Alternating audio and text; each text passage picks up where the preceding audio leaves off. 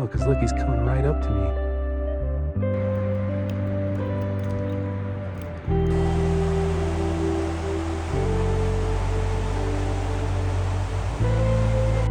Hell yeah.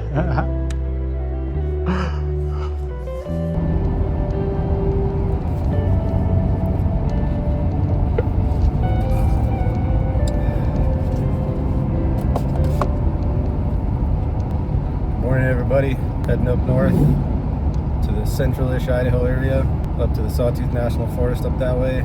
The trail I'm planning on doing today is just a pretty smaller section of the trail. It's a 5 mile out and back, 5-ish mile out and back. Gonna check out lower Norton Lakes and upper Norton Lakes.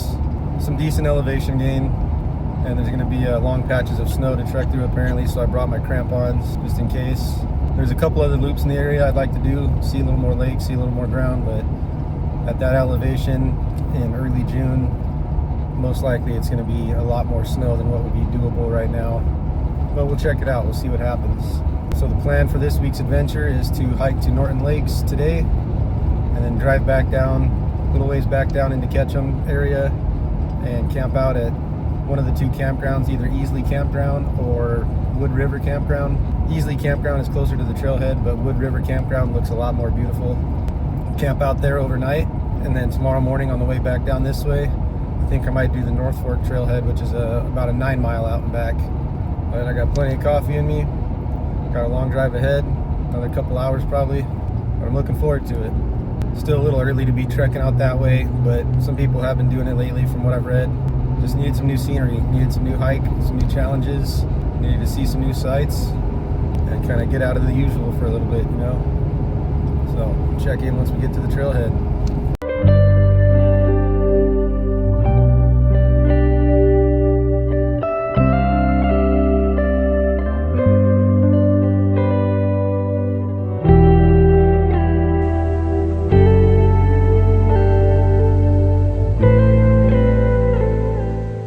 Alright, so I'm out here at the Norton Lakes trailhead. What an absolutely gorgeous drive.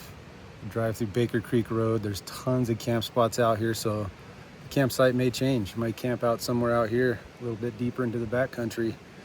But I'm gonna get my pack strapped up and head out for this day hike. There's several other cars here, so I may not use the GoPro and the microphone and all that. May just do a little bit of filming on my phone, so we'll see how the day turns out. But I'm gonna get loaded up and hit this trail. So today I'm using my day hike pack. It's the Osprey Talon 33. Got my Nalgene 48-ounce bottle. I'm gonna be using one trekking pole. Got some rain gear, emergency supplies, just the usual. A couple little survival items here and there in my pockets. Got a protein bar, bear spray, Garmin GPS, just the usual stuff that I take on my day hikes. I weighed about 17 pounds, so a little heavy for a day hike pack, but not bad. This pack carries it really well. It's really comfortable, and it's been working great for me.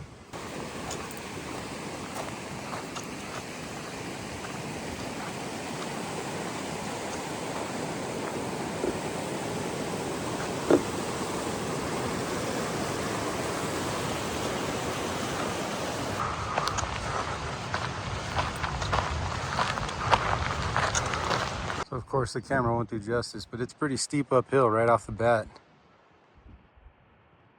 Doesn't look like it there, but it is.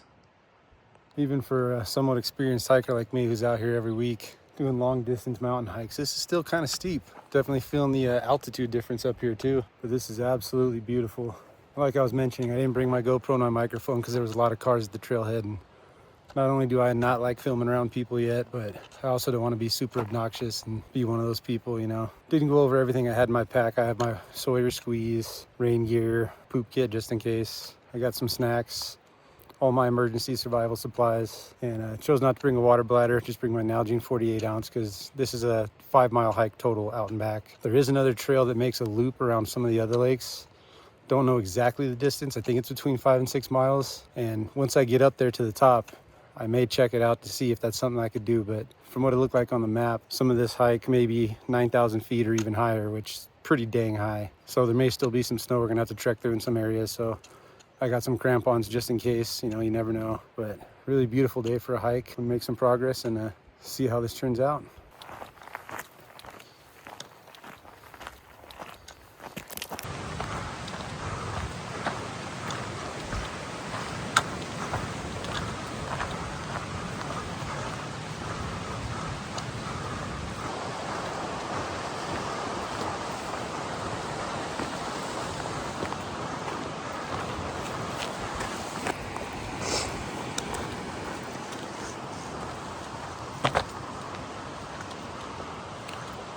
This is freaking beautiful.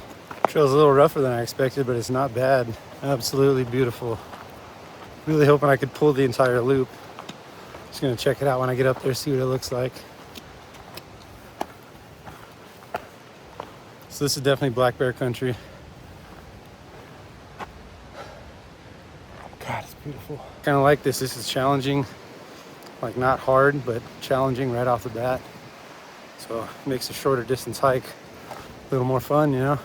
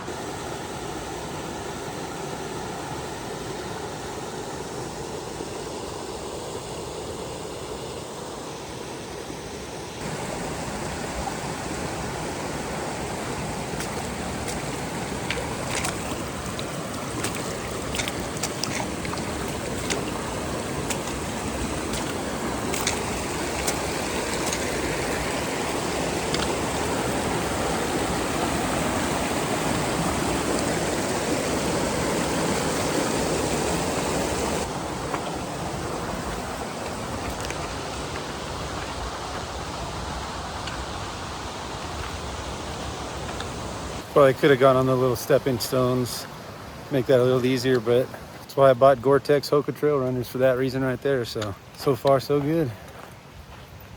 God, this is amazing.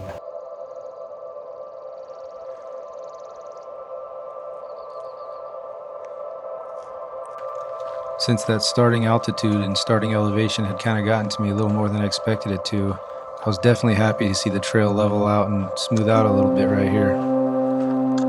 I had a familiar feeling and had to smile to myself as I looked around. I knew that I was exactly where I was supposed to be in that moment in time.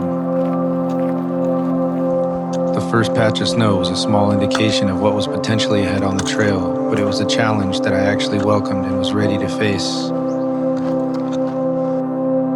I made a promise to myself recently that I would spend more time stopping and smelling the roses, to really soak in my surroundings and appreciate the natural beauty that I immerse myself into. On a lot of adventures, I find myself hiking with a sense of urgency, like as if I have somewhere to be by a certain time. But coming into this adventure, I knew I needed not just a mental challenge, but a physical challenge as well. I wanted to feel it. I wanted to earn it. And I stayed true to that promise in taking a moment to appreciate every view that was presented to me from Mother Nature.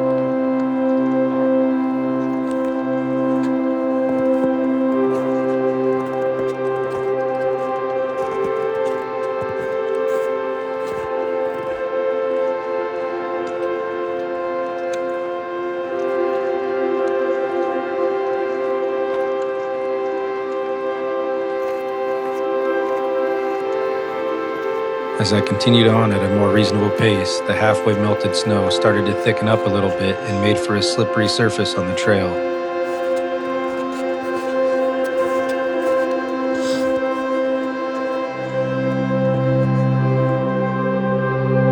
As I expected, it wasn't solid enough underneath my feet to benefit from using the crampons that I brought, so I just had to trek through it and power on, doing my best to keep my balance.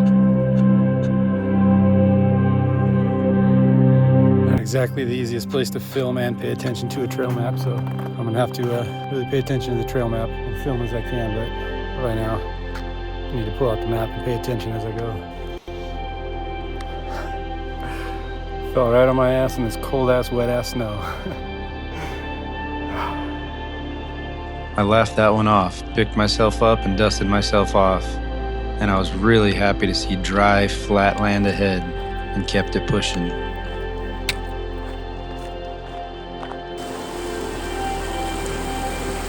I actually really enjoyed all the creek crossings on this hike, but on this one I elected to go around and take the smoother, easier route.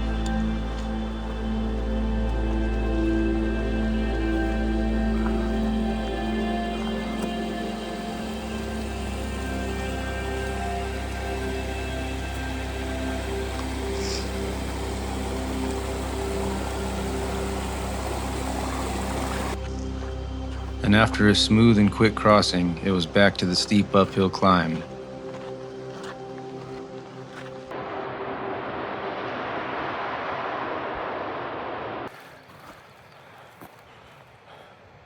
This is insane.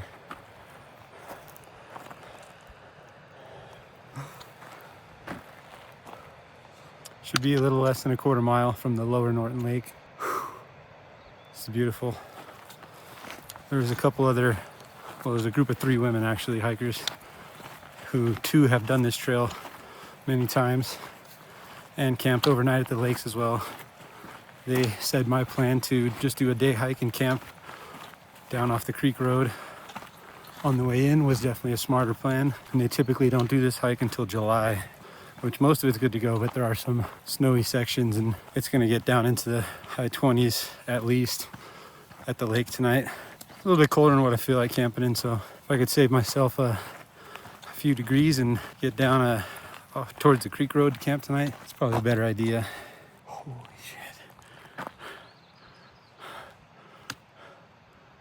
I love Idaho.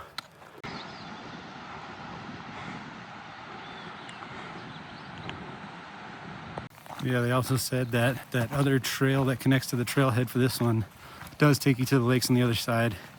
They weren't familiar with any loop that connects them like I saw on Onyx, but they believe that elevation would be too high right now for a bunch of snowpack and taking that other loop. Right on cue, I just passed a couple who hiked up to the lower lake and said that from what they see going up to the upper lake, even though it's only a really short distance past the lower lake, there's going to be way too much snow that they think that the upper lake may be still a little bit unreachable, but we shall see.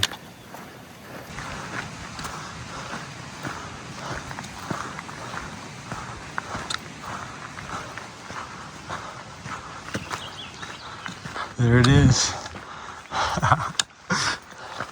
Oh my God. Dude, this is so f***ing beautiful. Okay, let me make sure I take the right trail to get there.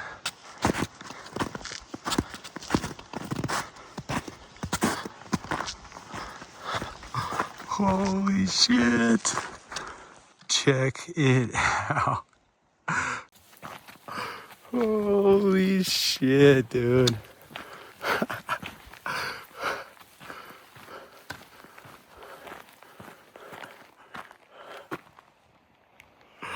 Sick.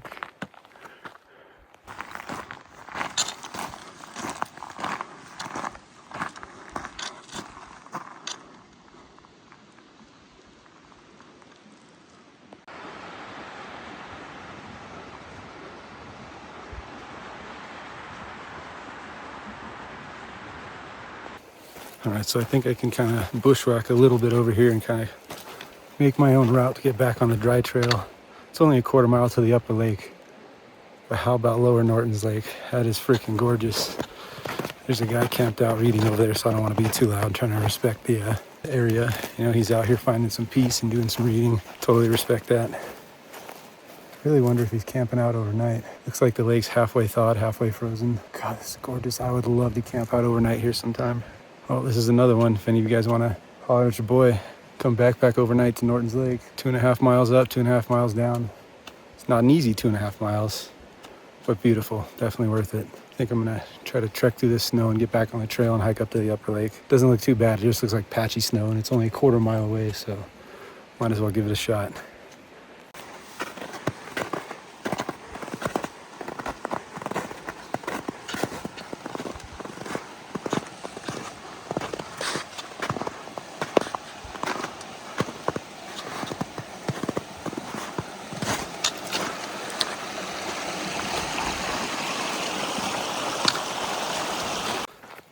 All right, that took a little off-trail bushwhacking, post-holing, a little slipping and sliding.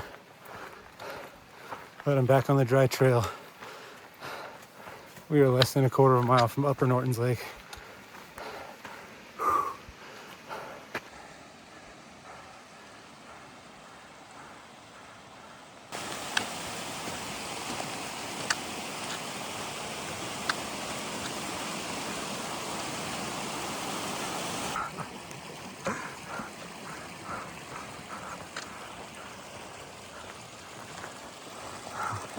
There it is, Upper Norton's Lake.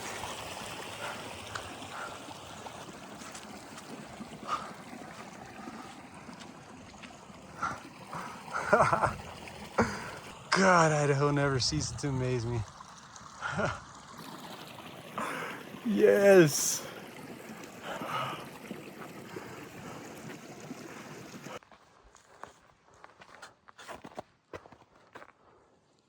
Location noted for potential camp spot very soon.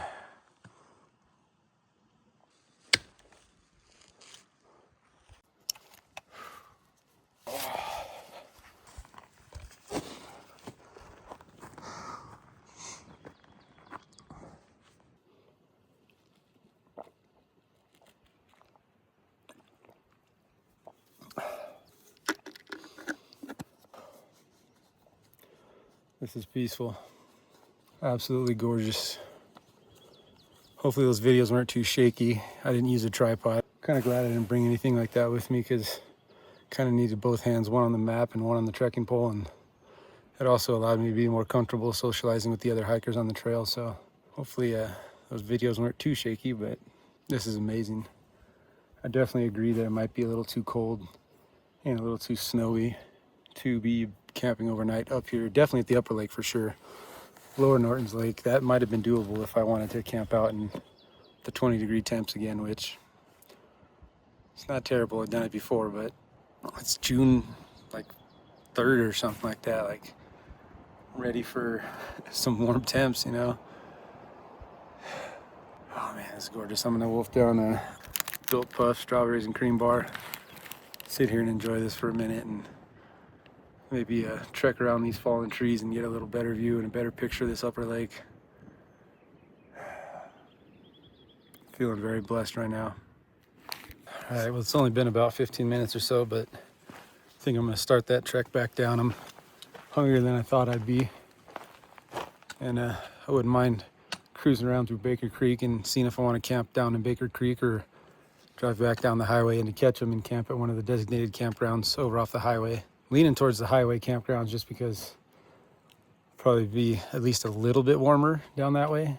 But this peacefulness and this complete open emptiness up here, even along Baker Creek Road, that's kind of, oh, there's fish jumping. That's kind of more my speed, being a little more remote. So either way, I got some cruising around to do and picking out where I want to camp, and I'm ready to cook up a backpacking meal because I'm pretty hungry. So I'm gonna start this hike back down. And I'll probably put my phone away for most of it and use my other trekking pole just to be safe, and check in with you guys when I make it back down.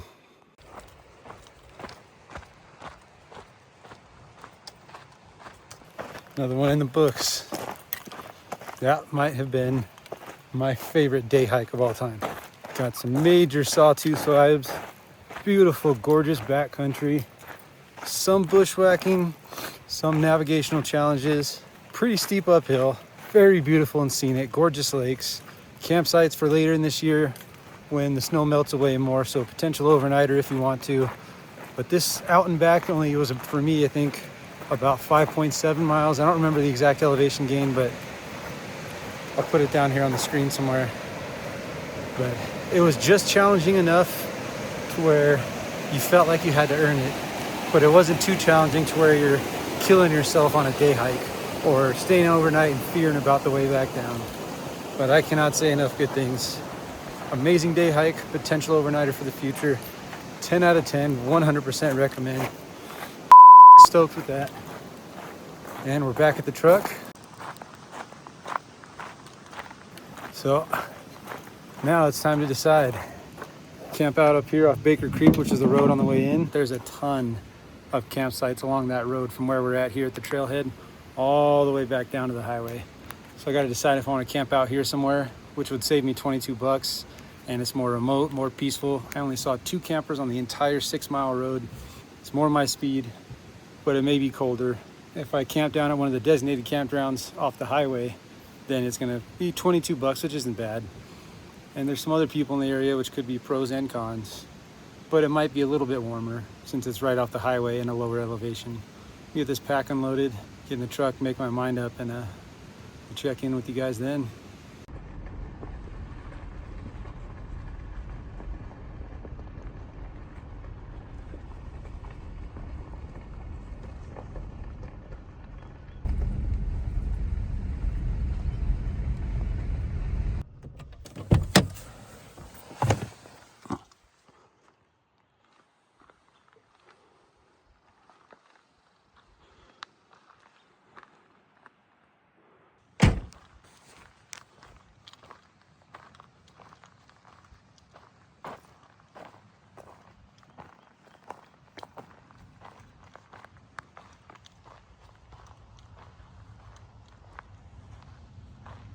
Man, you could search all day for a campsite out here and have trouble picking one because there's so many options. Tons of campgrounds all along Baker Creek and East Fork Creek and all the way around. I mean, this is just off this road here. You can get back down to the highway and then all the way down through Ketchum. There's all kinds of campgrounds, but I'm thinking this spot here because, like I said earlier, this saves me the $22 camping fee for the ones that are off the main highway, like Wood River and Easley and all that. So that's always nice. And this is a little more remote, a little more backcountry and peaceful kind of camping. So I'm thinking this is a spot right here. I think I'm gonna have a tuna pouch and some snacks real quick and sit here for a minute and decide. I mean, I got a nice flat spot here. Oop, nice flat spot right here for the tent. I'm just gonna be using all my backpacking stuff. I didn't stop by storage and get my big tent camping kind of stuff. So we're just using all the backpacking gear today, but I know it'll be a little chillier at nighttime here compared to a little ways down where it's lower elevation, but I have a fire ring. I could have a fire right here. So this is still kind of remote, kind of peaceful. I don't know. I'm thinking this might be the spot. Throw down a snack real quick and we'll go from there.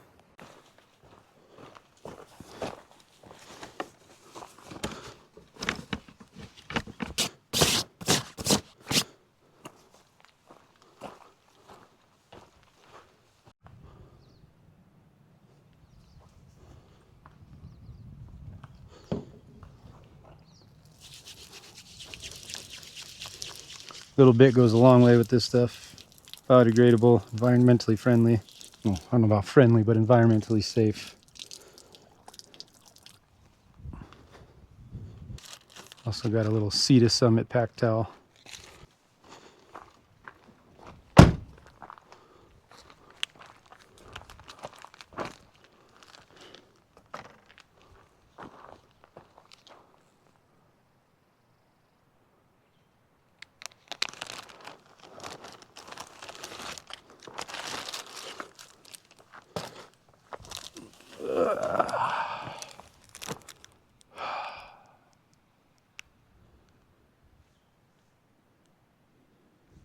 So I'm gonna have a Tuna Creations bacon ranch flavored tuna pouch and a pack of Ritz peanut butter crackers. Looks like there's a little trail right behind me. Goes up the hill. May have to explore it a little bit just because. May not, and save the legs for tomorrow because I think I want to do the North Fork Canyon Trail tomorrow, which is actually near the other campground I was originally going to stay at, the Wood River campground. I think it's an 8.7 mile, 8.8 mile out and back. Yeah, legs still feel good, body feels good. And I just want to say I am 100% thrilled with my gear from head to toe. The clothing I was wearing, which is a Carhartt shade hoodie, which I got a Fred Meyer for a great deal. I was surprised. These are Ascend lightweight waterproof hiking pants that I got at Cabela's on sale. Some Hoka Challenger 8 Gore-Tex trail runners. I went with a Gore-Tex because creek crossings, snow crossings, stuff like that. Just want to have that extra waterproof membrane just to be safe and keep the feet dry as possible. And so far it's paid off because I kind of went through some creeks a little deeper than I had to right now on that hike, just because I had the Gore-Tex and I wanted to try them out, and feet stayed dry the entire time. So very happy with these trail runners. My pack, my Osprey Talon 33. It's such a good pack. I mean, it's comfy. The back panel's a air mesh, like air vent scape back panel, whatever they call it. It's got load lifters, comfortable padding on the straps, comfortable hip belt pads. It's very lightweight. It can carry a load. I found the heaviest load I like to carry in there is 20 pounds, 22 pounds tops for comfort. But with like today, like a 15 to 17-ish pound pack, piece of cake, and there's room for more. It's a little big if you only carry like a water bladder and a jacket, then you're gonna have some extra space in there, but it's a great pack. Love it. Everything I packed in there was just the right amount of weight. It was comfortable, hugged the body well, hiked well. Everything was great. So very happy. Very, very happy.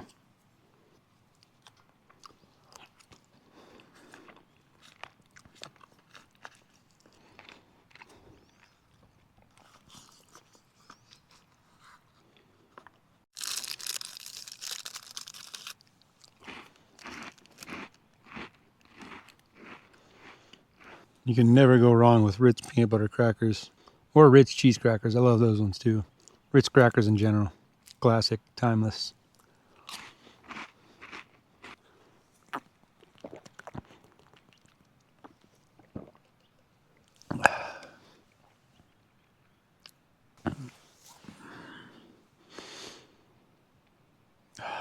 This is exactly what I needed.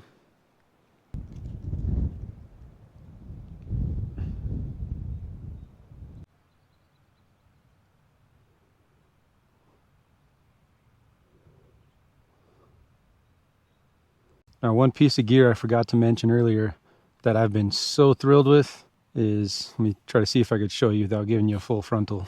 It's the Arcade mag belt. It's got a plastic buckle and a magnetic clip. You'd be surprised at how strong that is and how well it holds together. It's stretchy enough to flex with your hips, but tight enough to keep the pants up. I've used it on probably 4 or 5 hikes now. I originally saw it in a John Conte sponsored video. And even with guys I trust like that, when they do sponsored videos, kind of skeptical, because it's like, you know, you're obviously getting paid and a free belt. And some guys are still honest, and I love John Conte and believe he's an honest guy and all that. But anyways, on a sponsored, dedicated video, it's kind of hard to fully buy into it. And when I saw the price tag at $50, I was like, hell no.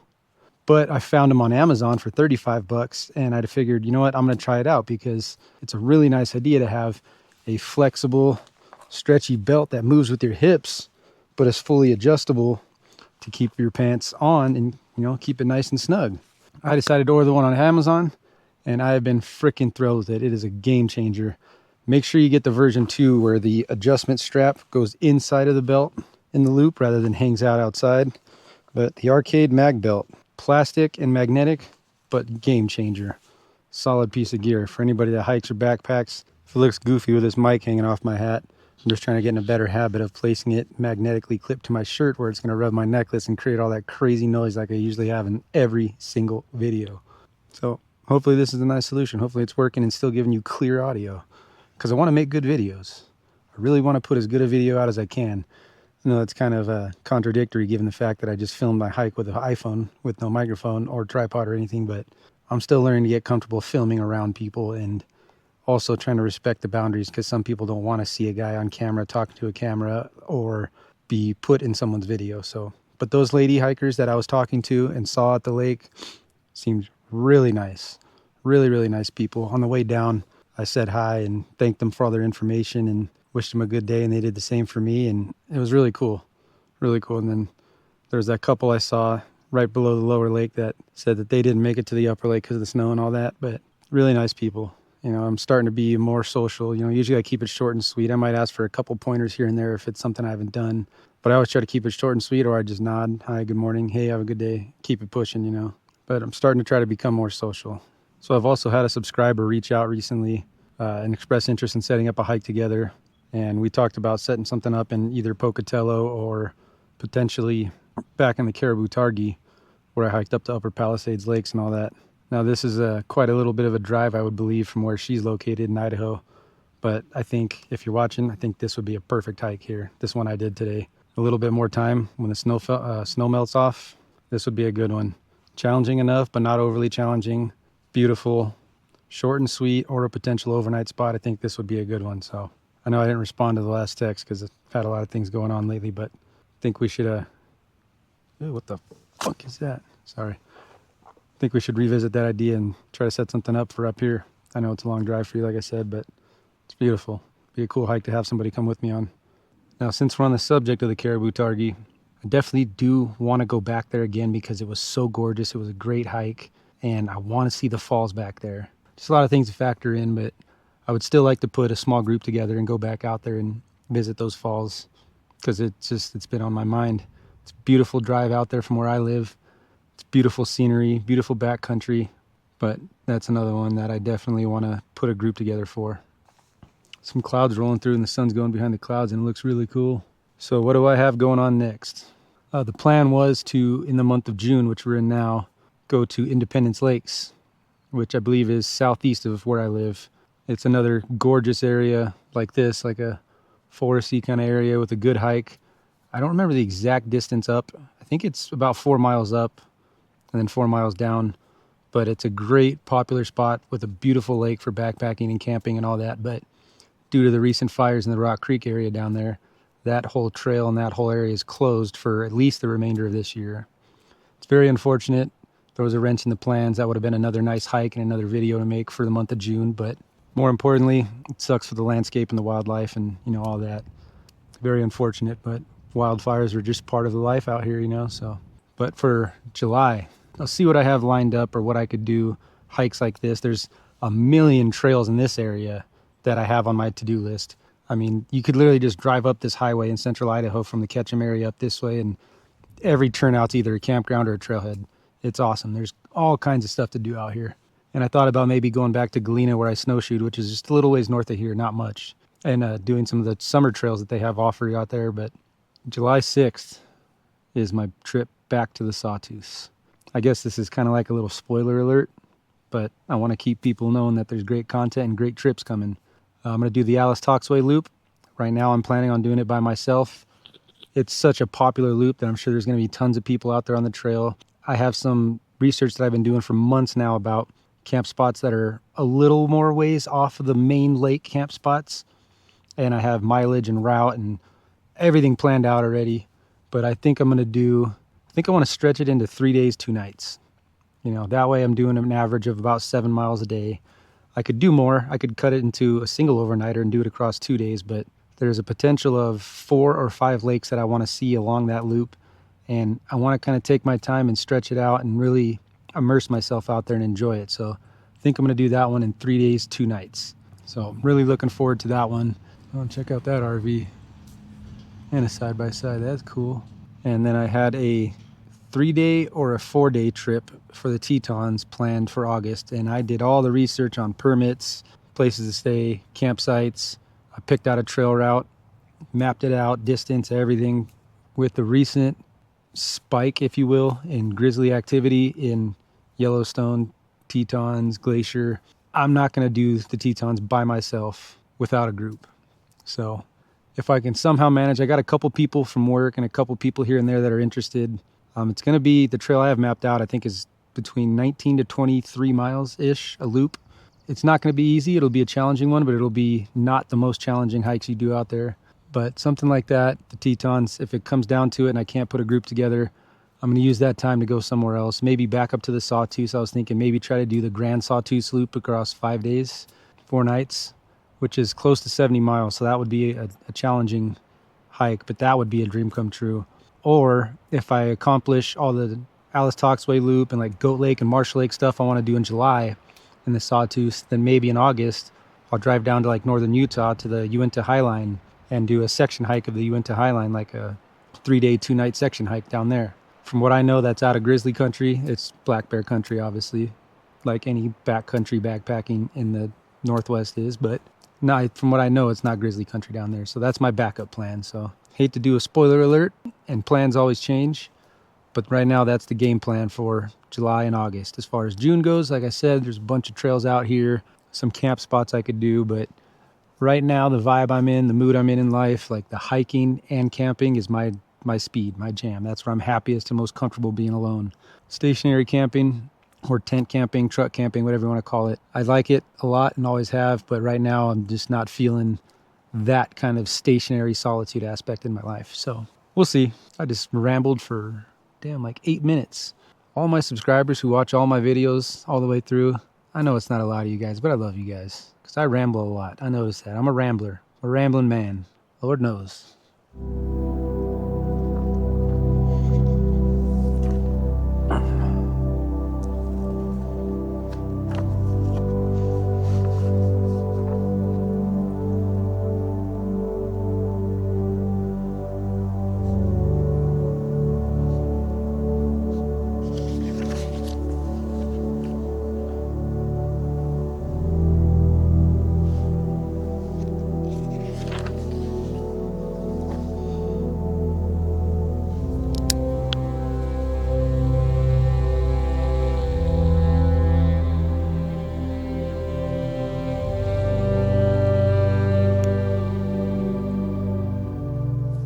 After doing some reflecting and writing and thinking about everything, I think this is my camp spot. I don't think it'll be that much difference in wind and cold compared to a little ways down the road. Nothing drastic anyways. Looking around all these trees, there's a potential fall way out that way, but that's not going to fall in my direction or close enough to my campsite if it does. None of these other trees look like potential deadfalls. This is beautiful. This is peaceful and remote. I don't run the risk of camping at a designated campground off the highway and having road noise, potential generators, or large groups of people. So I think I'm going to set up my tent, pick a nice flat spot, probably right here to set up my tent, chop up some firewood, get changed. Yeah, let's do it.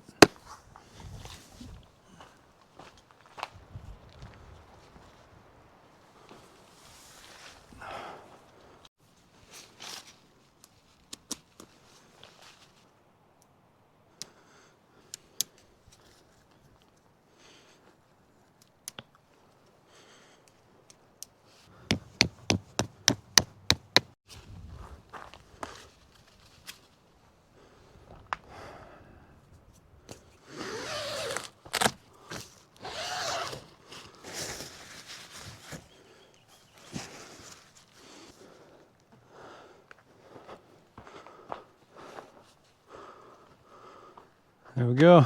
So if you haven't seen my videos yet, this is my backpacking tent. This is the Nemo Mayfly Osmo 2. It's a 2-person backpacking tent. It's not an ultralight tent, but it is in the lightweight category. I love it. It's comfortable, it's quality. I have had no issues in rain and warm weather with it. Well, warmish weather. It's a semi-freestanding tent. Now what that means is the pole structure on this side can hold up the tent on its own if you're in an area where you can't stake it down. But the foot box on that side, that has to be staked down to have full capacity or full room or full structure.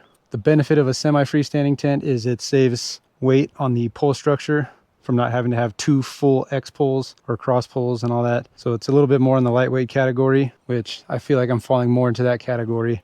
Getting a little bit out of the comfort category and more into the lightweight. Not ultralight, not minimalist, but lightweight. And I got some points to go over on that a little bit later, but we'll talk a little bit less and get to work a little more. But yeah, that's my tent. For some reason, I feel a lot more comfortable in my backpacking tent setup than I do in a full structure tent and all that. So I'm gonna get my sleep pad, sleep mat, sleeping bag, pillow, get all that set up in there, and then go from there. Nemo switchback sleep pad. Nemo Tensor all season sleeping mat, lightweight, good for all seasons. This is the regular wide, really lightweight, small. Nemo Disco 30 sleeping bag. This is a 30-degree rated down 650 fill power sleeping bag. My favorite sleeping bag I've ever owned. Fairly lightweight. The down compress is real small. Just can't get it wet or moist because then it loses its insulation power. But very comfortable and I love it. Nemo Pillow backpacking pillow. Lightweight, a little bit bigger than what most people use for a pillow, but very, very comfortable. And this sack that it stuffs into folds into the pillow, so it's an all-in-one kind of deal. All right, so the basics of the sleep system are set up. I did do one thing backwards unintentionally, but it's not a big deal. I pitched the foot box on that end because I felt like there was a slight decline that way, and I thought, you know what? I'll put the foot box down there. This will be my front door on this side, and I put my sleep mat up this way on the head end where there's a little bit more room because of the pole structure. I really forgot my sleep bag is a left zip. So I could either just flip my tents are all season, and dude, you better stay out of my fucking tent. So I could either switch my sleep mat and my sleeping bag like I did, to where my head end is in the foot box, which it's only a little bit less space. It's not a big deal. It's just to sleep in. Or I can close off this door and use the back side as my front door. I kind of like it having the front door coming out this way to the fire pit, because this would be my front door on this back side. If I switch the sleeping mat and the sleeping bag, the original orientation where the head end of the tent is coming this way and the zip would be on that side. It's not a big deal. Just didn't want to look like an idiot and not explain to you guys. But like I said, it's just for sleeping for one night, so it's not a big deal. I'll just leave it the way it is, with the head end of the tents are all season and the sleeping bag setup in this direction, so this could stay as my exit point and my front door. There's only a little bit less space on the toe box or the foot box as there is over here. Not a big deal. There's a pocket here above the headrest, which is normally nice, and then these yellow corners are for when you put your headlamp in there. It gives like a tinted orange glow throughout your tent for reading or organizing or whatever you need to do. Not a terrible situation to have it on the foot box end. It's, like I said, one night. Not a big deal. Not going to sweat the small stuff. But that's the tent and sleep system. And for my nighttime gear, I brought the usual. I brought thermal base layers just in case it gets that cold out here, which it should only be in the 30s, but mountain 30s with wind, it could be feeling much colder. God, I gotta get these bugs out of the tent, son of a bitch. Anyways, I brought some thermal fleece base layers, and I brought my REI Co-op fleece top, REI Co-op fleece bottom, some wool socks and such, beanies, all that stuff, just in case. Let me get these bugs out of the tent. Fucking bastards, get out! Get out! Get out! That's what I thought, bitch. Backhand, mother. Full on, had to pimp slap a bug. All right, so the remaining gear I have, I just kept it all loaded up in my Osprey pack because I didn't know if this was going to be an overnighter or not, and I had it with me in the truck set up already in the backpack. So this is the Osprey Atmos AG 65 liter. It is by far the most comfortable, convenient, and organized pack I think I've ever seen, and I've never had a more comfortable backpack on my body. These hip belt pads, shoulder straps, this whole air mesh, air vent scape, whatever thingamajig you call it. Back panel is the most comfortable and custom fitting panel. You could adjust the torso size. It's got load lifters. These hip belt pads are adjustable. Everything is adjustable to be custom fit to your body or to your hike as it changes. And I love this pack. The only downside is it is a 5-pound pack. Everyone hates on Osprey packs because they're 5 pounds. It carries a 35-pound loadout so well. Like, your body doesn't even really feel it a whole lot. But I did the math and did a full gear breakdown of everything that I pack on a backpacking trip, whether it's overnight or multiple day. Took down the weights of everything and really added it all up and did the math. And I think I can get a full-on lightweight setup. Like, most of my stuff is lightweight. Some stuff is ultralight. But I'm not committed to the ultralight minimalist 35 liter or 40 liter pack with nothing in it and stripping down a lot of the comforts. I will strip down some comforts going forward and remove some electronics and survival items that I have excess of in my pack to remove some weight. I'll probably end up taking out this backpacking chair on most trips. Even the camp slippers, I'm starting to weigh out the weights versus the rewards, you know. But basically all of my stuff is lightweight or ultralight, and I started considering, if I could afford it, the Durston Kakwa 55 pack, because it's an ultralight, weatherproof for the most part, framed and load lifter capable backpack that is an ultralight pack under 2 pounds, and it could easily, from what I've researched, easily handle 35 pounds, no problem. So if my whole loadout with my 5-pound pack and some excessive amount of gear is 35 pounds, I could strip down my base weight. Like right now, my base weight's around 22 pounds. Then with food and water and pack, right around 35-ish. So if I could strip down some of the stuff and carry a pack that's 2 pounds, I could have an entire loadout that's 25 pounds or less, or right around 25 pounds. And you can't argue the benefits of that, especially since the Durston Kakwa 55 has load lifters, has a frame, and it has a lot of padding and features that ultralight packs typically don't have. Like a Hyperlight mountain gear pack claims they don't need load lifters or a full frame, and they could still handle those weights. Maybe they do, but for me, load lifters is already the deal breaker, let alone the price tag on those things is outrageous. Not saying they're not good, but that's just an outrageous price tag to then have to buy shoulder pockets and stuff. And that all comes on the Durston Kakwa 55 for a great freaking price. So I think I'm gonna wait to see when they come back in stock and see if I could pull that off before any of my big backpacking trips. I love this Osprey and I'll still use this a lot because it's so comfortable, and I love the organization with my gear being lightweight and stripping down some of this crap that I don't have to have on every trip or don't necessarily need, I could end up having a much lighter and still just as comfortable situation going on back there. So that's a plan for the future, hopefully. So the rest of the gear for tonight's trip, got my hand washing station, my Petzl headlamp. This is my jet boil cook stove and cook fuel canister and everything in here.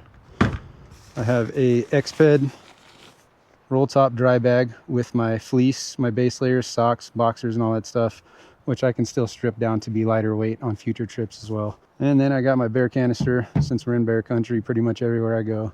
BV450 Bear Vault, that new Bear Vault 1 where you could shrink the size of it as you go, as you eat more food. Thinking about that too, but those things are so damn expensive too. But other than that, the trekking poles from today here. I got some firewood in the back. There's a bunch of down trees I could chop down. I have my backpacking saw in the truck.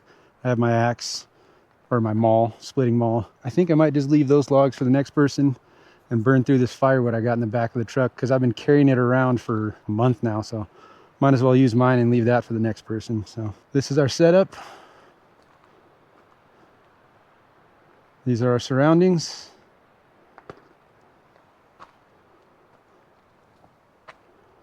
There have been quite a few people driving by here and there, but not a whole lot. This is such a huge, wide open, spread out area that anybody else that's camping out here is probably going to be so far away you wouldn't even hear them, wouldn't even know that they're there. So I'm happy with choosing this spot rather than going down the highway to a designated campground right off the road. Got our fire pit, got our food, snacks, our truck's here so we can save the battery banks and just charge my stuff in the truck in the morning time. I mean, what more do you need, right? So enough rambling. I'm going to hang out for a little bit, and then we'll check in when it's time to change clothes into our night stuff and cook some dinner and all that. Or maybe chop some firewood. Maybe we should chop firewood first and then do all that. I also got this shop light set up here. This is one that has the fold down flap that does solar charging. Thanks, Mom. Really bright. So that'll be good for when the sun goes down, any kind of filming we're doing. And then over here, this is that telescoping camp light that I got at Costco for like 30 bucks. It's got a removable remote control. You guys saw it in one of my previous videos, but it telescopes up to like 6 feet, 7 feet, something like that. Got my axe, on my maul, firewood that'll chop up here in a little bit. Got my chair, it's our campfire. That'll be our view. And of course, got that sexy baby right there. Double cab long bed 2019 TRD off-road. We got a lift that's composed of Dirt King suspension as well as AFE sway away and Toy Tech. Rocking some Toyo Open Country RT trails. Love those tires on some Method MR 305s.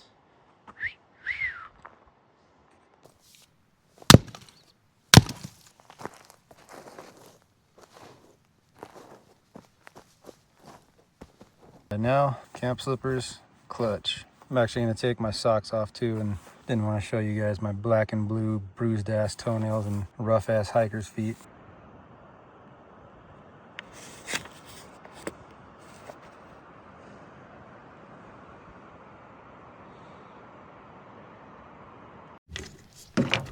All right, firewood's chopped. I got my fleece layers here that I'm gonna change into, but I'm pretty dang hungry, so I'm gonna make some dinner, start boiling some water.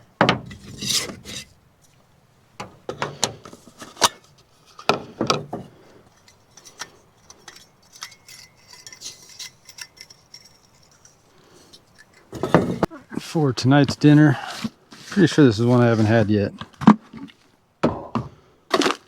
Have not. Kung Pao chicken from Mountain House. Can't wait to get my hands on that new jambalaya they got. That one looks really good. So we need 12 ounces of water.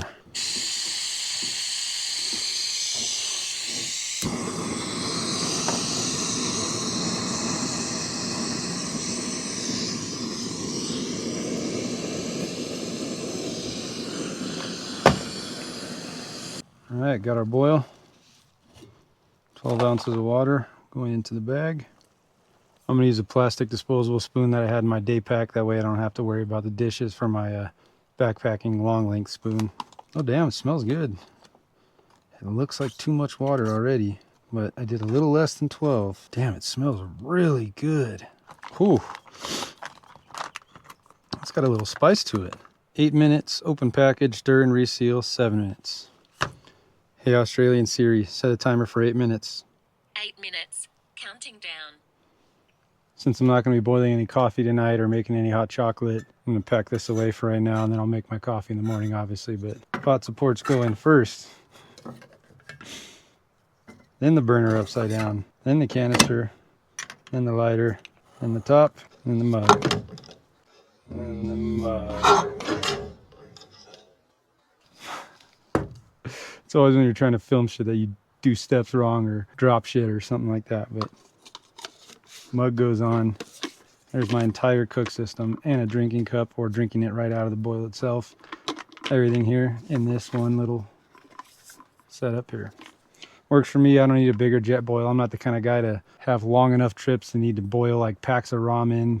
Really don't eat that kind of shit anymore. So for my coffee and for a meal, I'm fine with doing a boil and letting this one hydrate and then making another boil for coffee or hot chocolate. This works fine for me. I don't need that bigger pot. So bada bing, bada boom. Almost ready to stir, stir, stir in 7 more minutes. And by the way, the telescoping camp light, the solar charging LED shop light, and some of this other random gear I keep in the toolbox in the bed of my truck. And like my puffy jacket and some of that stuff, I keep that in my day pack in my truck at all times too. So just certain things I keep in the truck, certain things I keep in my overnight pack, some things I keep in my day pack. I happen to have both packs with me right now, so it's easy to interchange between the 2 packs based off whatever I decide, because sometimes the weather dictates my adventures for me. Sometimes I have a plan, and in the morning time I'll just say, no, we're going to do this instead. So I like to have options and change back and forth, you know. This is dope. So far, this is a damn good escape of the weekly grind. Good hike today, beautiful hike. Totally got me in the mood for the Sawtooth. 1 more month and I'll be back on the Sawtooth. Still got plenty of energy to do a hike on the way home tomorrow, somewhere down in Ketchum. Check out a new trail, you know. I happen to have a box of my backpacking meals and snacks in the truck, so I got options on what I want to eat. And it's time to stir, stir, stir. Holy shit, this one's gonna be good. Still a little soupy, but still has 7 more minutes to rehydrate. Get a little mini taste test.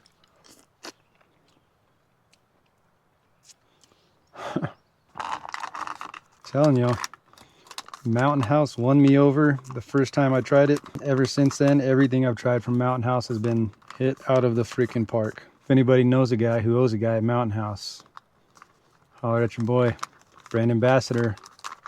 7 more minutes and it's time to eat. I am freaking starving. Hey, Australian Siri, set a timer for 7 minutes. 7 minutes. Counting down. I decided to put on my base layers and my fleece layers just in case, because I know it's going to get cold tonight. It's still, even though it's June 1st, it still gets cold up here in higher elevation areas in Idaho mountains, so especially with the sun going down. Timer's done.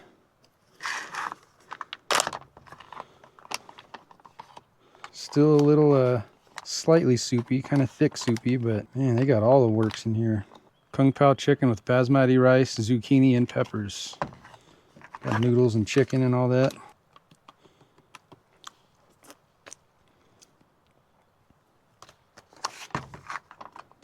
All right, got a couple things put away, stashed for right now. Let's take our food and go sit down at the chair and test out this Kung Pao chicken.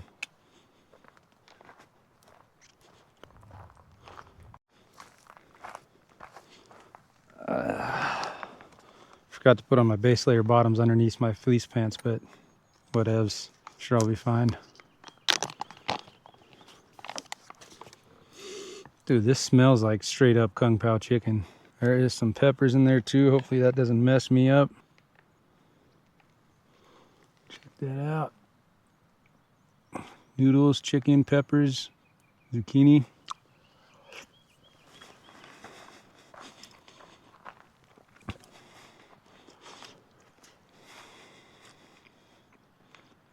Well, as you can tell from my reaction compared to my other reactions when I eat Mountain House, not thrilled. It's good. But it's not the greatest Mountain House I've ever had. We'll chow this down and give you a true, honest opinion at the very end. Dude, I cannot wait to get this fire going and just have this view at the fire. Some coffee in the morning, then hit a little 9-miler on the way home. Sucks, because right before I lost cell service driving into Ketchum, one of my bosses called me. Like, hey man, I hope you have a great weekend, but can you come in at 2 a.m. instead of 3 a.m. on Thursday? Today's Tuesday, by the way. I'm like, yeah, sure. Of course, man. And as soon as you hang up, you're like, ah, shit. But it's all good. Okay, it's starting to grow on me. Let me wolf this down and I'll tell you how I feel at the end of it. Classic Matt. So, I just wolfed down this meal and gave you my full review on it. What I think about it, compared it to other backpacking meals and other backpacking companies, other stuff from Mountain House. Very elaborate analyzation of a freeze-dried backpacking meal. I picked up my GoPro on the tripod to review the footage, and I was just sitting here talking to a camera that wasn't even recording, just like some kind of jackass out here in the middle of nowhere talking to nobody. Anyways, it was pretty good.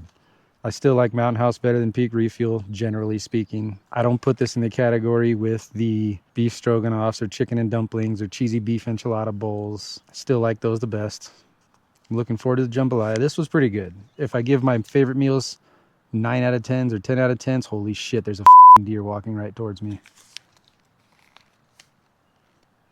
It's a good sized buck. He's coming right up. Oh shit. Put it on my phone so you guys can get a better view. He definitely must have smelled the meal because look, he's coming right up to me.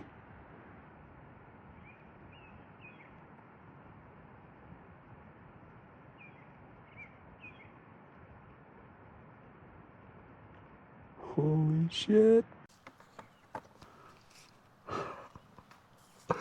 Crazy.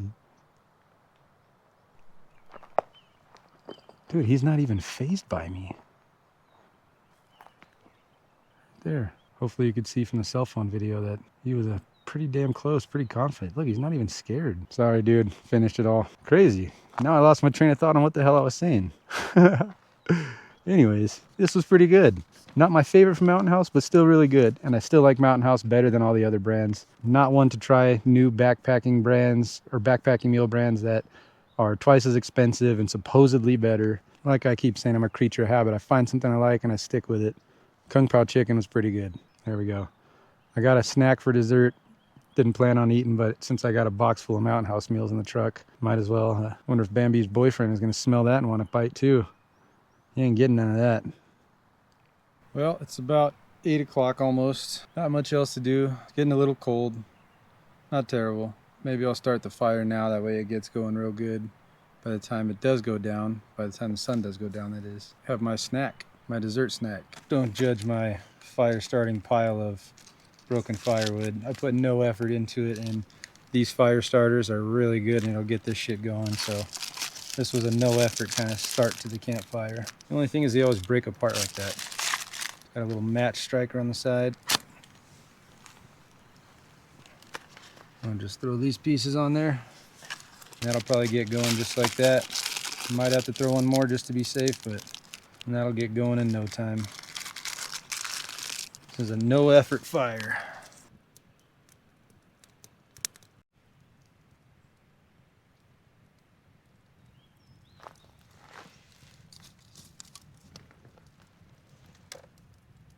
Even with wool socks, my feet are a little chilly, but not a big deal. Probably gonna be coldest in the morning time when I'm waking up, making coffee and getting ready to pack up. I feel like this is as good a time as any.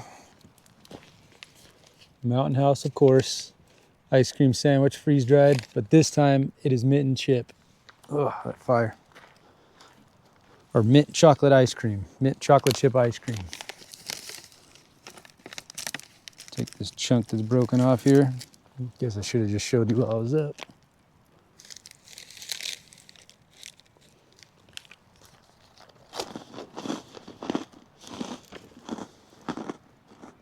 Well, just like the vanilla one I had out in the Caribou Targhee, right away, nothing to write home about, but as you chew it up, that flavor comes through, and that is pretty damn good. Yeah, at the end as you're chewing it, really get that chocolate wafer and mint chocolate chip ice cream taste. Not bad at all. I'll definitely be getting more of these. This one was really good. That hit the frickin' spot.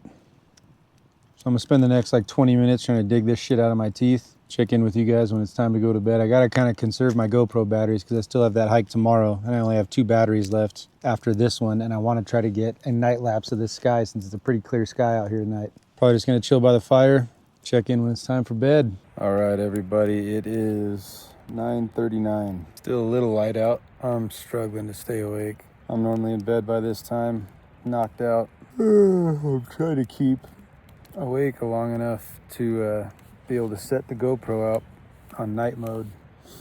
Could always wake up in a little while, because I normally do. I normally sleep. It's like a weird habit. I sleep for an hour and then I wake up like, and then I go back to sleep for a few hours and my alarm goes off for work. But I'm afraid that if I do fall asleep right now out here, I will fall asleep comfortably and sleep through the night and not be able to remember to put my GoPro up on night lapse mode, because it's a pretty clear sky. I really want to see if I can get a cool shot of some stars and stuff like that. So I got the fire going pretty good. I got one more log to toss in. It's chilly. I didn't bring my thermometer and I'd have to reload my Garmin app and wait for a weather update to come through. It only takes a few minutes, but to see the exact temperature. But I'm guessing based off the weather forecast, it's probably high 30s, mid 30s, something like that. Which is not terrible, but mid to high 30s up in the mountains like this gets a little chilly. So I'm gonna do my best to stay up a little bit longer just so I can put the GoPro out, but this is the point where I'm gonna call it for the night and check in with you guys in the morning time. Make a cup of coffee, make some breakfast, and then pack up and hit the road. I need to be on the trail. I was doing the math. I'd like to be on the trail that I want to do on the way home by 9:30. It's only like a 10-15 minute drive down the highway here once I get out of Baker Creek anyways. About a 4-hour hike. So that way I could be done with the hike at 1:30 in the afternoon and make it home by about 4. That's the goal. But if time is not on my side tomorrow, then I could always stop somewhere along the way and do one of the shorter hikes just to get at least something in for tomorrow. Good night, everybody. Oh, your boy is tired. Check in with you guys in the morning.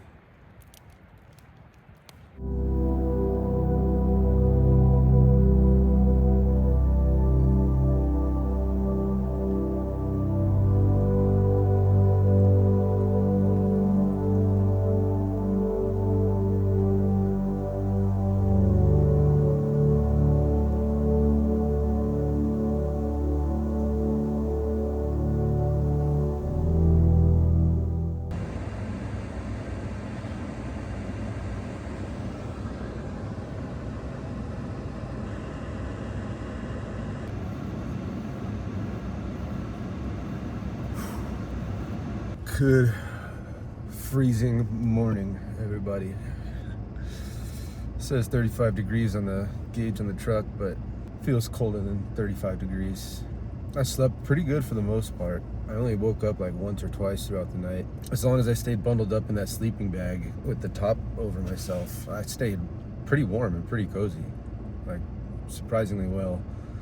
I can't say enough good things about that sleep system. From the pad to the mat to the bag, I love it so much. It was definitely below the bag's comfort rating. That just goes to show the quality of the Nemo products. That Tensor all-season sleeping mat. Didn't feel any cold through the pad or through the mat at all. But if I open the bag at all, it got cold, like really cold. Like right now I have the heater on. It was on full blast, but I turned it down to record, but I've got it warming up my toes, because even in wool socks, just getting out of the bag and getting into the truck and turning the heater on right now, got freezing on my little toes, man. I'm a restless sleeper, so at one point I kind of was tossing and turning on side sleeping and then stomach sleeping and then rolling over to my back. Somehow the sleeping bag and the sleeping mattress kind of misaligned, so I had way too much room on my feet and not enough room on my head, and I kind of woke up with a pretty nasty kink in my neck right here, which kind of sucks, but not a big deal. I'll just try to stretch it out when I get out of the truck. Overall, yeah, now it's saying 33. Yeah, I know for sure it got like 28 last night. It was below 30 degrees for sure. There's frost all over my bed in my truck, my toolbox and everything like that. So, but anyway, so way that I pitched my tent and then switched my sleeping bag and sleeping mat, I figured out it's gonna be fine. It just means I have a little less headroom on the end where my head's at, which is actually the foot box of the tent. And what that actually did was kind of made my positioning a little more awkward than I thought it would. And I was definitely feeling some moisture from the outside of the foot box of the tent. And I kind of panicked at one point thinking it was gonna get my sleeping bag wet which is a down sleeping bag, and you don't want to get your down sleeping bag wet. I think I pushed away from the foot box, and that's where I kind of misaligned the sleeping bag and the sleeping mat, because I never had that problem before. It's a little oversight on my part. I should have just unstaked the tent and flipped it around, or I should have just used the other door, because that's what it's made for. But not a big deal. For using a 30-degree maximum rating sleeping bag, one thing that's kind of funny I want to mention, and I got out of my sleeping bag this morning, I noticed something was in there in the sleeping bag, and I kind of pull it out and I'm like, what the hell is this? If you've watched my videos before, you've heard me mention that I use an REI compression stuff sack for my sleeping bag, because the Nemo Disco 30 didn't come with one. It came with like a big square kind of mesh pouch. And I thought that was so weird, because it's a lightweight sleeping bag for backpacking. I'm like, why would Nemo, of all companies, not have a compression stuff sack for their sleeping bag? Like, that's just the weirdest thing, because Nemo's like top quality, you know? I've used this sleeping bag like 4 times now since I got it. It's had its own compression stuff sack inside the sleeping bag the entire time, and I did not notice it until this morning when I was getting out of bed. That's just too funny. It's kind of like it took me a few times using the Nemo pillow to realize it had its own stuff sack built into the pillow also. So I think that big square mesh bag from the Nemo pad is so that you can allow the down to repuff and you're not just keeping it constantly compressed. Yeah. Funny. Anyways, I'm gonna warm up a bit and then we'll get out and make coffee. I'm gonna check in with the mother goose, let her know I'm all good. Thank you for listening to me ramble for another 5 minutes. I'm gonna make a cup of coffee real quick. I need some coffee to warm up and to get some energy so I could pack up camp and head down to this next trail. I got the truck running right now because I got the heater going in there, obviously, and charging up my phone a little more, so hopefully it's not too loud in the background. But let's get this jet boil and get this coffee going. I think I'm actually gonna make breakfast while I'm at it, since I have this out. I'm gonna do freeze-dried breakfast fried rice with turkey sausage. I mentioned before that this is kind of like what we used to eat in Hawaii. I didn't eat turkey sausage out there. I use porgy. This is gonna be pretty good, hopefully. This needs 10 ounces of boiling water. Get this thing hydrating, get some coffee made. I'm just gonna boil this whole bottle because I'll use the rest for coffee. Dude, it is freaking cold.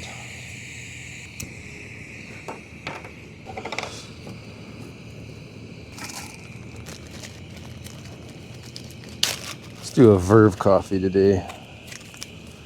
Honeydew, apricot, hazelnut, nectarine, key lime, brown sugar, clementine, red apple, honeycomb. We'll do clementine, red apple, honeycomb.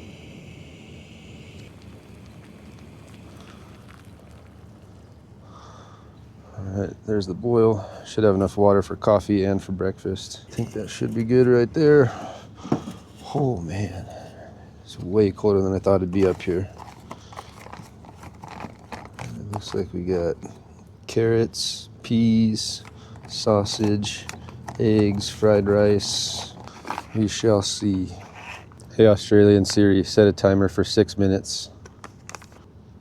6 minutes. Counting down. All right.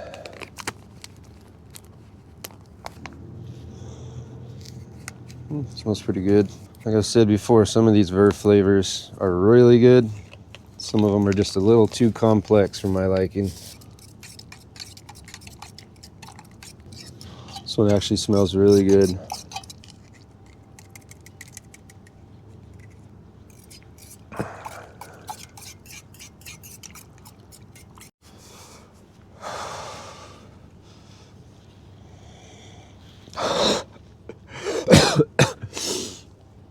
I gotta laugh because I fucking love this shit so much. I love coffee. Anyone who's watched my videos knows my obsession with coffees. It's so cold and in such a hurry to warm up and drink and eat that I'm almost putting my lips on a hot pot.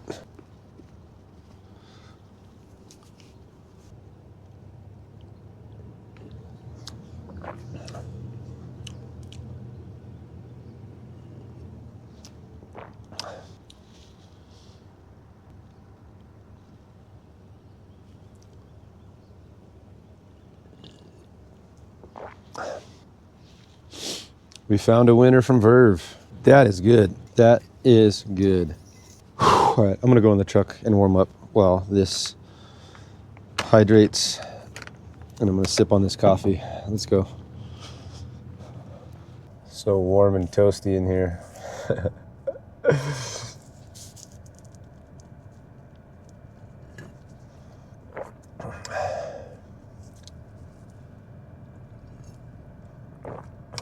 Yeah, that's definitely one I'm gonna get for future backpacking trips for sure. So while that's hydrating up, I figure we'll just talk a couple minutes about a couple things. I won't ramble too long this time, but it felt pretty good camping out here alone.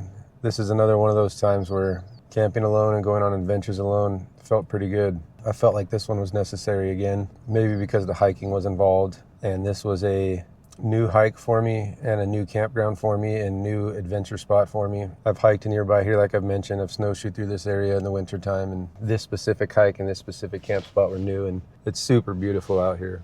Last night when I kind of ran out of things to do, or yesterday afternoon when I finished reading my book, started to get those thoughts of like, am I going to want to pack up and head out? You know, this is a much longer drive home than where I was at when that happened in my last video. I was worried about the solitude getting to me, worried about my mind just running freely, but battled through it this time, and I actually did genuinely want to be out here, and I do want to do this hike before I head back down. Like I mentioned yesterday, I do have a 2 a.m. shift tonight. I'm up early enough to where I could pack up camp, which is just my tent, pack up my backpack real quick, and it's about a 15-minute drive, I think, to the next trailhead. It's about a 4-hour hike and a 2.5-hour drive home. So as long as I'm home middle of the day, I should be fine. But yeah, the solitude didn't get to me this time. I slept really well through the night. I didn't have any thoughts of black bears coming through the camp or anything like that. At least when I slept, I didn't. Before I slept, of course I did, but yeah, nothing. All good. So still talking about lining up some hikes and some camps with some friends, fellow YouTubers or local friends. Sean Austin, I read your email today, just this morning after I woke up.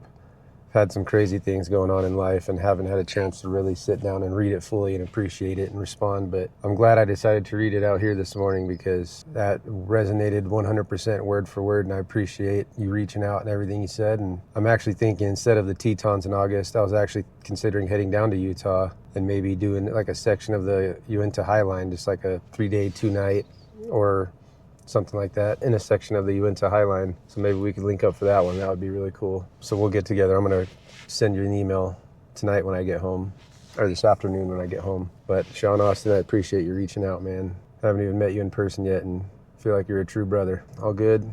Very happy with my camp out here. This was much needed peace. I did a ton of writing in my journal, a ton. And I'm trying to get more descriptive with my surroundings, and the more I read, the more books I put down, the more inspired I am to have like an author's kind of approach to my writing, which is kind of fun to go back and read it later, you know. Wolf down some breakfast and drink this coffee, pack up my bag, and let's get this day going. Let's keep these happy, positive vibes going. Got to do a little research on the next trail because in the midst of my things going on in my personal life and adventures and work and all that, I know the distance and the location of this trail. I just can't remember like the elevation, and right now in these elevations out here you're going to encounter some snow, so I want to make sure I'm not getting into too much snow up this way, because then I could find a shorter trail. Breakfast, research the trail if it allows me with no service, and then get this show on the road.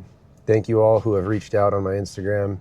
Mandy, Miguel, everyone, Anna for reaching out, trying to set up a hike, Sean, like I said, my family, my friends from back in California who have reached out, and everybody who's reached out to me, whether it was on this recent video when I opened up a little bit, or anybody who's reached out in general just to say, hey man, love what you're doing, let's set something up. All you guys, I appreciate all you guys, and it genuinely is something I want to do. So thank you guys, love you guys. Good Lord. Since Australia and Siri didn't set a timer, I'm kind of just guessing on this second rehydration period. Smells good. Looks good. Definitely looks like a backpacking meals version of the breakfast fried rice we'd get in Hawaii. Going to Matsuyama's or stopping at KTA on the way to work. Maybe L&L's if I wanted to get some bacon and coat that in soy sauce, shoyu, and some sriracha. That would be perfect right now if I had those with me. See if I could do this without spilling in my truck.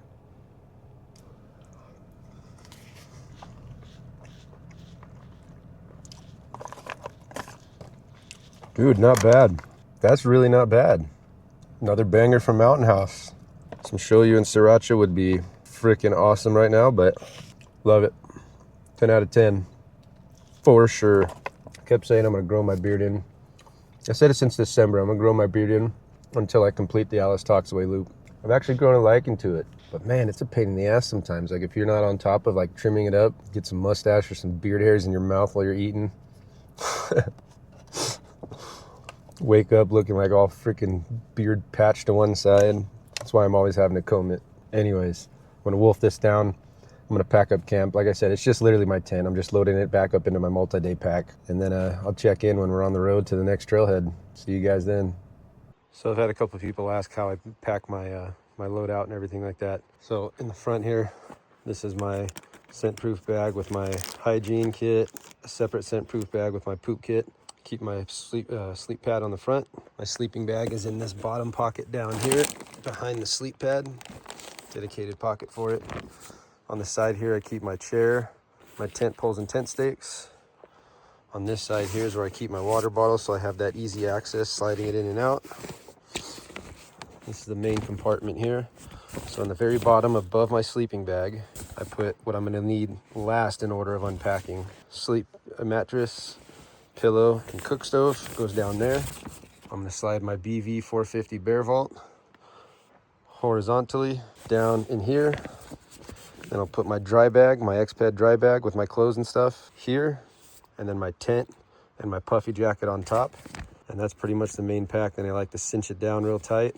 Strap this strap over it. And that's the basics. Then in the top lid pocket here, on top, I keep my Sawyer Squeeze. Sorry, it's cold as hell. Don't judge my dry, wrinkly fingers. I keep my Sawyer Squeeze water filter. And I keep the water bladder and the REI Rainier rain jacket up top. And in the bottom pocket of the lid, I keep my electronics, headlamp and such, and a couple little random emergency supplies. And on the front, we have the hip belt pockets. I just keep random stuff like snacks, Leatherman multi-tool, Smith & Wesson folding knife, and then on the other side, I keep my extra GoPro batteries. So that's basically the load out here. I'll show you guys a little more as I pack, but that's just a quick rundown rather than doing a full video. Which I will do a full video of my full loadout and pack and breakdown once I have my multi-day trips coming up in about another month. But this is the basics of it right here. So sun's coming out, feels great. Sick. So got everything packed up except for the tent now. I'm just gonna change my clothes, throw them in the dry bag, get this tent packed up. And we're gonna go hit that North Fork Canyon trail. Let's get it going. All right, so there's my X-Pad dry bag. That has my fleece top and bottom, base layer top and bottom, extra boxers, wool socks, and an extra pair of hiking socks. There's the BV 450. This, keep in mind, has only one thing of coffee in there. There's no more food in there because I'm not actually carrying this pack on these hikes. I'm just showing you this is the gear I use when I camp out, and this is my multi-day bag. Next step is getting the tent in here and getting my puffy jacket. And then just for shits and giggles, we'll weigh it out and just see what the total weight is, which is kind of an unfair judgment because I don't have any water in this pack. And there's a couple more supplies here and there that are plus and minus, but we'll just get a general idea of what my Osprey 65 looks like when it's fully loaded. All right, so this is my tent, and the rainfly is stuffed into the stuff sack. I could probably crunch it down a little more, but that's all right.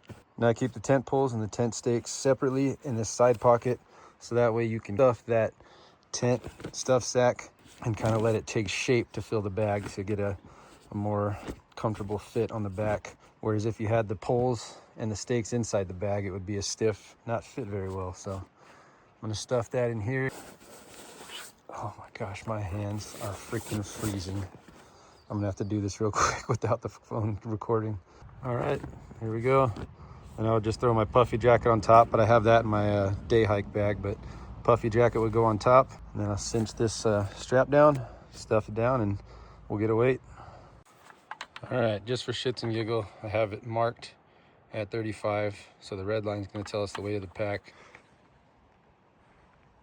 We are all loaded up. There is nothing left behind, no stakes, no trace of me being here. Poured water on the fire pit just to be sure. So let's get in this truck and hit the trail and get to that next hiking spot.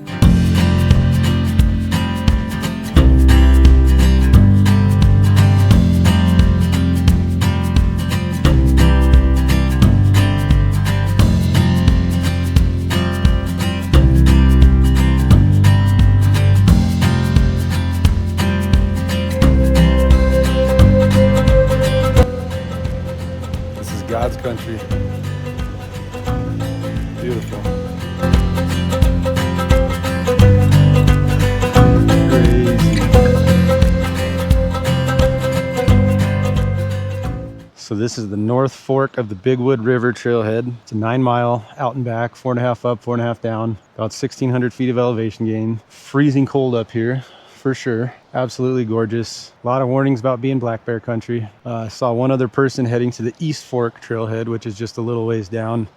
To get here, this dirt trail, this rocky dirt trail is about 3 miles, so definitely recommend a high clearance vehicle. I'm gonna double check the East Fork trail and see the distance on that and all that, because this is pretty remote. This is pretty serious. It looks beautiful, but let's go check out the trailhead sign and all that. You gotta register. 34 degrees.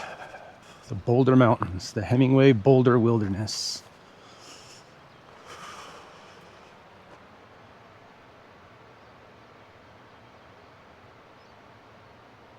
The trail we're looking at.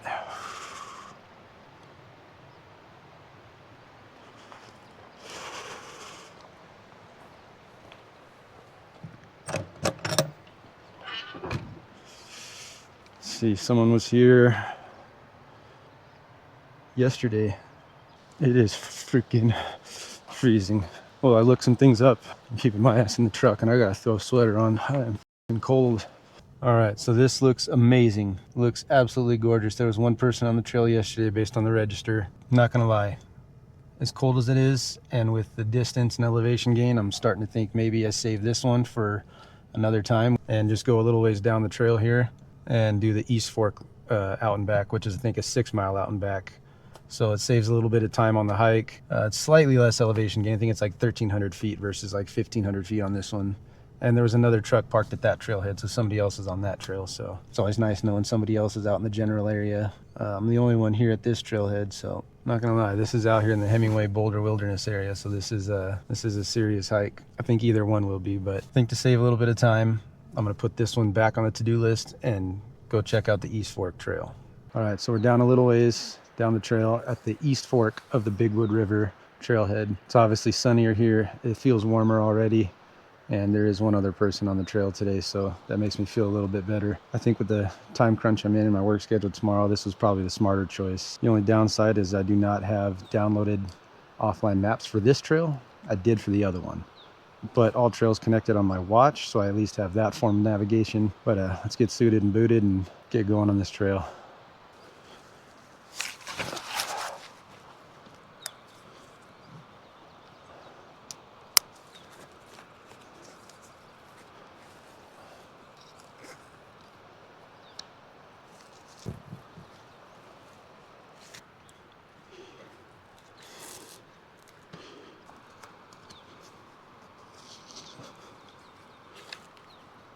Just gonna stow this other trekking pole so I could use one and have the GoPro in the other hand. Let's do the East Fork of the Big Wood River Trail.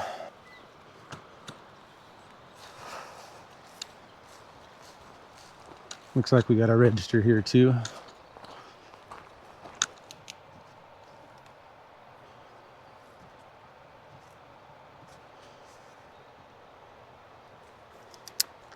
Let's get going. This looks insane. Let me start on my All Trails app on my watch real quick. The Hemingway-Boulders Wilderness. This looks insane.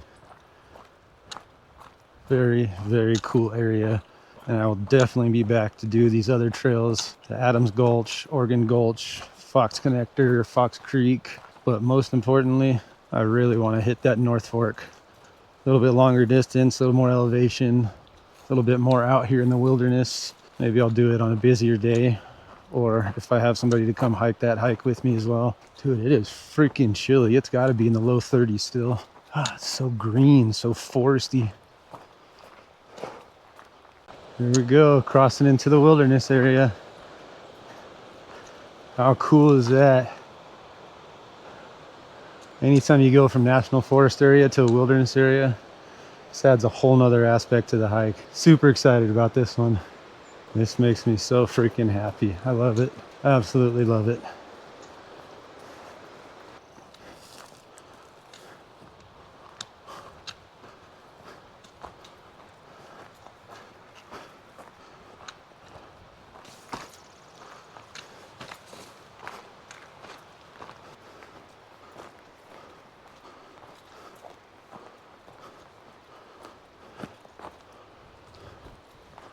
This is trippy out here. It's crazy.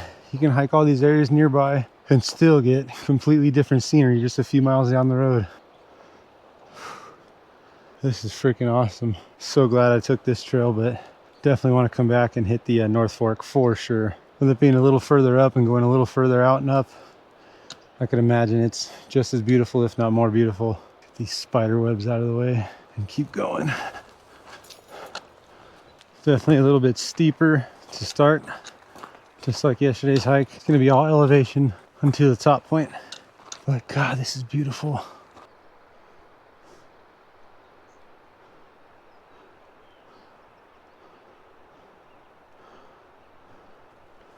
The Big Wood River flowing down that way. This is amazing. Absolutely amazing. It's almost like you wish you could take like a month off of work and just stay out here and just knock out all these trails in this area.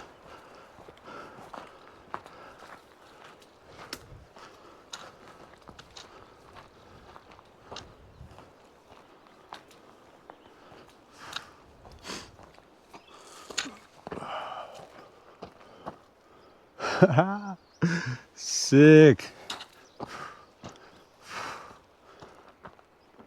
Oh man.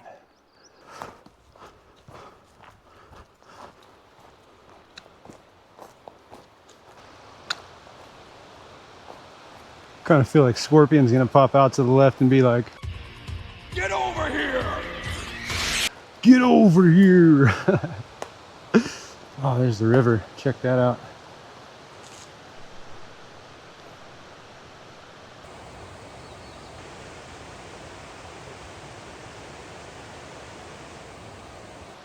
East Fork of the Big Wood River. So freaking beautiful. My gosh. Oh, this is awesome. This is really trippy. Beautiful, but trippy.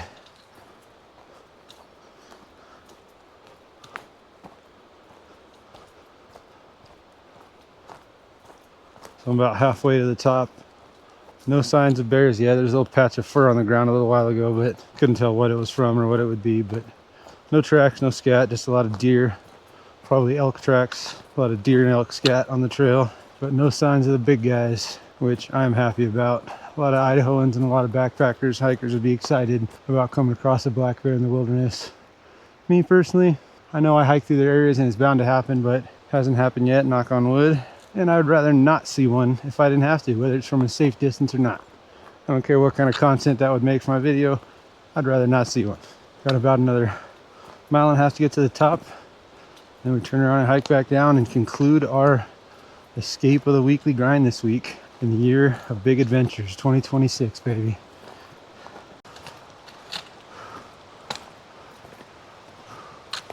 This elevation gain is no joke.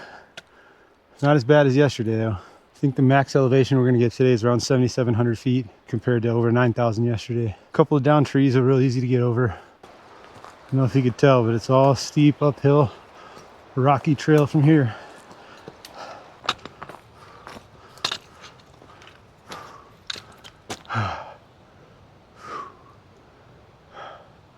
It's crazy.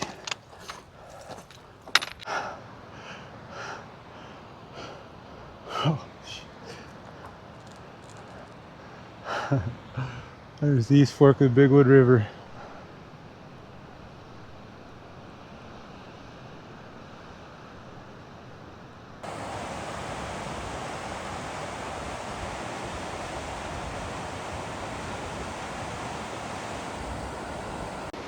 Okay, that did look like a bear track to me. Now, I know everyone's going to say that I'm tripping on seeing bears too much and it's highly unlikely to see them, and that's all correct, yes. But in person, looking at that track, it looked way too large to be the heel of a hiking boot. Now, I'm just speculating on what I see when I'm out there in the wilderness. I may not always be correct in my observations, but another local hiker from the area who's very experienced on those trails thought it was an old track as well. But she did admit that in all of her years hiking that area, she's never actually come across a bear. Again, I could be wrong, but there was a couple other along the way that looked similar. But I'm sure everyone in the comments will let me know, or I'll have found out from my older brother by then if I'm tripping or not. But we're getting right up on the, in the falls area of the fork. Oh man, this is so gorgeous. We got a river crossing. According to the map, it says I'm only like 2.25 miles in. I'm just using whatever kind of GPS navigation I can get on all trails without a pre-downloaded map. So might cross this creek here, this river, and go a little while longer. I'd like to do the full 3 out, 3 back, but we shall see. It's not flowing very hard, so it should be an easy crossing.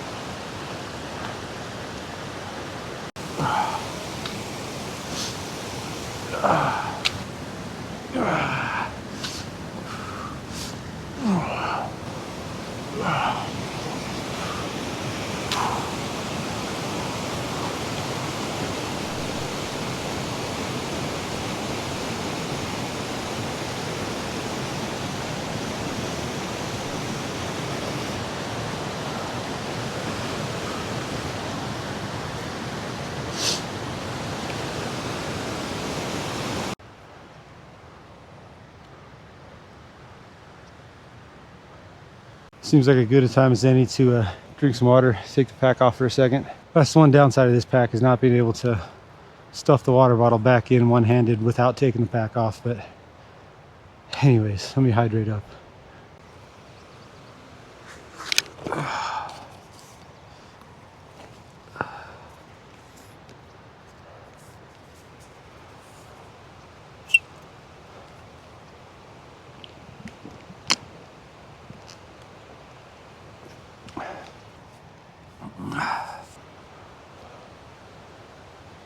Less than a mile to the point that it says is the end point where you turn back. Came this far. I'm gonna go that last little bit.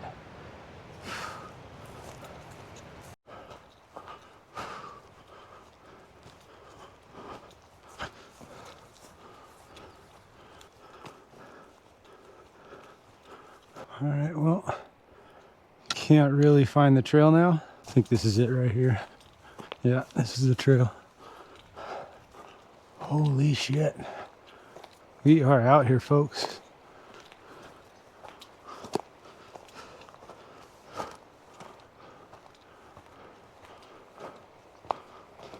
A lot of hooved animal tracks. That's pretty cool. Whew, man, another steep incline.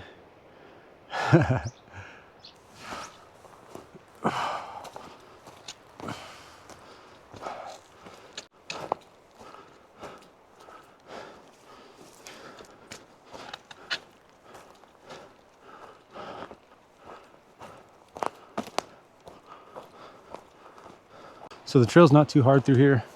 I mean, it's backcountry Idaho bushwhacking a little bit, but there's some spots where it gets a little hard to discern the trail, and then some spots where it pops back up. Currently at just over 2.5 miles. The stubbornness in me wants to at least hit the 3-mile mark, so I can say I completed the full 6-mile trail according to this route. Part of me thinks that this could go on for miles and miles. So I'm gonna go a little further, and then I think I'm gonna call it and turn back around.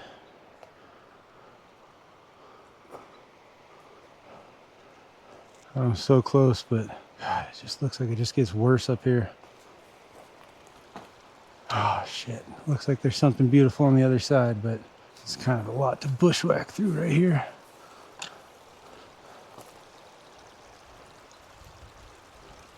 I think this is the most social I've ever been on a hike before. I just ran into Bridget, a very, very nice lady with some dogs, who's a very, very experienced hiker in this area. And she informed me that she has seen bear tracks.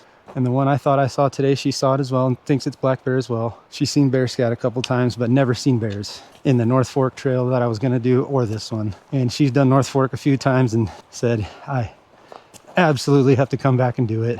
It's beautiful, it's challenging, but North Fork and this one are some of the better trails in this area than all the other real popular ones. And she also said, keep going less than a half a mile this way and you'll reach the end of the trail. That's where you turn around. So that was really nice talking to Bridget, getting some great information. Yeah, maybe I'll see Bridget out on the trails again.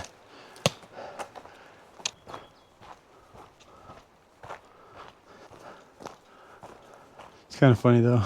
Bridget had 3 dogs with her, and one of them wasn't very happy with another human being nearby. One of them was really nice, but at first it was a little jumpy. And when I was just getting through that bushwhacking area, they startled the shit out of me. Oh, nasty muddy marsh. Almost to the end of the trail. What an amazing hike again. Dude, these views out here are just insane.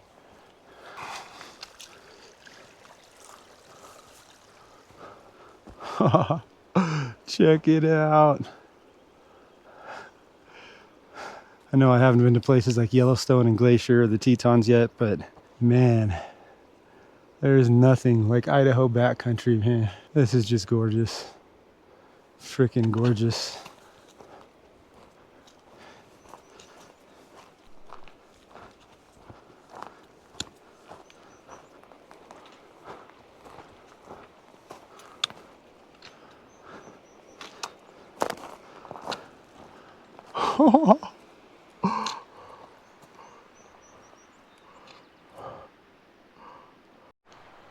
And there it was, the end of the trail.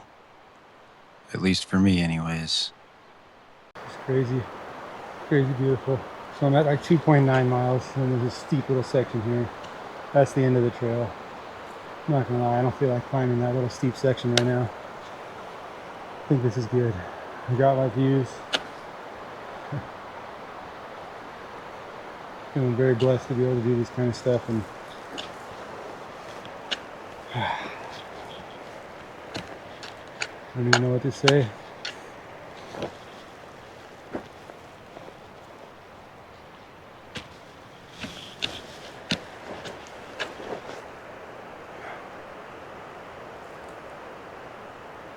Yeah, I think I'm gonna call it right here for, for this hike today. And next week or the week after, I'm coming back to do North Fork. For sure, for sure. I'm gonna grab some water real quick and start this trek back down. All right, people. Just hydrated up a little bit, adjusted my pack a little bit. I'm in awe. I was so blown away by my surroundings that I forgot my microphone was clipped to my bottom of my pack in the last clip, so I'll have to fix the audio on that somehow. But this is where I'm gonna call it and turn around. And you guys know how I do. Hike down, I don't film. That's where I kind of just want to soak it in and think about everything. And I'm gonna bust out the other trekking pole, strap the GoPro to my stow and go part on my pack, and then I will check in when we get back to the truck. It's gorgeous. The overambitious side of me wants to drive to North Fork and do that today too. I got the legs to do it. I got the cardio to do it. Between yesterday and today, that's only 12 miles. I don't even want to entertain that idea. I gotta drive home, eat, shower, clean, unload, and go to work at 2 a.m. tonight. So we'll save North Fork for next week or the week after, but I'll check in with you guys when we get back down to the truck. All right, another one in the books. 2026, the year of big adventures. Hemingway-Boulders Wilderness. Earned another patch to put in the truck. Met some amazing people. Got great information on some more hikes coming up. Found a backpacking spot overnight. Found my next trail. Conquered a little more fears of trekking alone in wilderness areas, which I know I've done it a lot. It's not necessarily a fear, but fears still pop up. We're all human. I'm not afraid to admit that. But we're about to leave the wilderness area right now. Hell yeah. Oh man, I feel like these 2 days went exactly as they were supposed to, whether it was as planned or not. I wouldn't change a single thing about any of it. Feeling very blessed right now, and I wanted to be done with my hikes by 1:30, and it's only 11:45. And this hike, even though I didn't have the route downloaded ahead of time, being able to use the offline map was enough for me to keep track of the trail, and sometimes I had to use my own navigational skills from up top, you know what I'm saying? But God, what an amazing experience. Might be paying the price at work tonight or tomorrow, whatever you want to call it, but this is what I live for. This kind of shit right here. Oh man.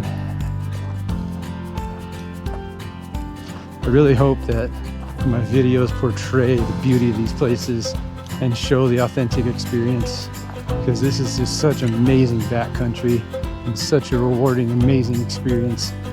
And I hope everyone feels this in their life, whether it's doing the same things I'm doing or doing what you're passionate about. I've always said over and over again to my closest people here that sometimes I question making videos, you know. It takes a lot of time and effort and money invested, and I could do the same things I'm doing but without having to film. But if I could get to one person who says they take away something positive, or they can relate, or they're motivated, or it helps them in some way, then I'm gonna keep doing this shit no matter how it turns out.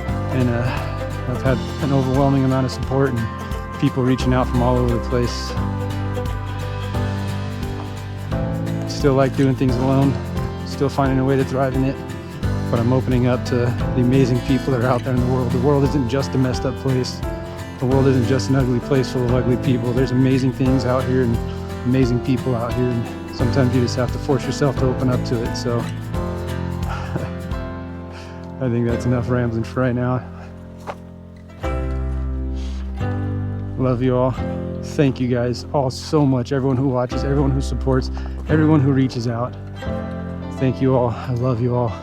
And I'll see you on the next adventure on the North Fork of the Big Wood River.